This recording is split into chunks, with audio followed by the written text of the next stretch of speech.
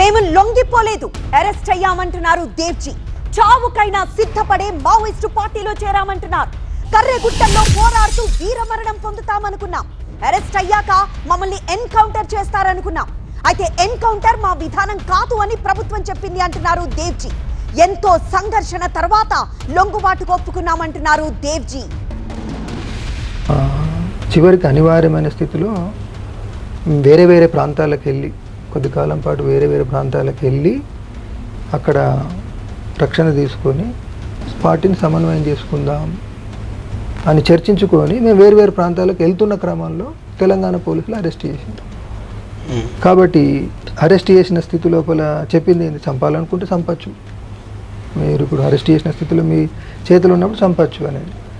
అయితే వాళ్ళు పదే పట్టుకున్న ప్రారంభం నుండి చెప్పింది ఏంటంటే, లేదు మా పాలసీ చంపడం కాదు, సరెండర్ చూపిస్తాం అంటూ వచ్చారు. అయితే సరెండర్కు నేను సిద్ధపడలేదు. కాబట్టి వాళ్ళు అరెస్ట్ చేసిన ప్రారంభం నుండి చెప్తూ వచ్చినటువంటి విషయాల్ని 24 నాడు బహిరంగంగా ప్రెస్ మీట్లో చెప్పడం జరిగింది. అదే విషయాల్ని ముఖ్యమంత్రి దగ్గర చెప్పడం జరిగింది. అదే విషయాన్ని ఇప్పుడు మీ ద్వారా మొత్తం ప్రజానీకానికి చెప్పదలుచుకున్నాను. చావుకు భయపడి దీన్ని ఎంచుకోలేదు బహిరంగ జీవితంలోకి రావాలనేటువంటిది. అది స్పష్టంగా మీ ద్వారా చెప్పదలుచుకుంది. నిజంగానే మేము చావుకు భయపడి అనుకుంటే మన సోను సతీష్ లాగా ముందే చెప్పి వచ్చి మేము సరెండర్ అవుతున్నాము అనేవాళ్ళం. చావుకు భయపడితే కనుక అంటే మేము సోను సతీష్ లాగా వచ్చి సరెండర్ అయ్యేవాళ్ళం. అది కాలేదనేటువంటిది స్పష్టం, మీరు ఎక్కడైనా తెలుసుకోవచ్చు.